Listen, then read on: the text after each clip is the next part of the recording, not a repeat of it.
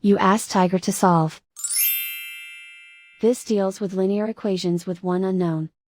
The final result is x equals 32. Let's solve it step by step. Simplify the expression. Find the greatest common factor of the numerator and denominator. Factor out and cancel the greatest common factor.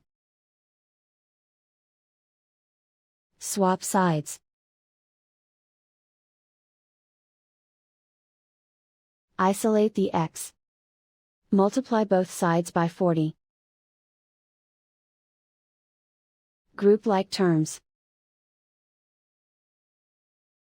Multiply the coefficients. Simplify the fraction. Multiply the fractions. Simplify the arithmetic. And so the final result is x equals 32.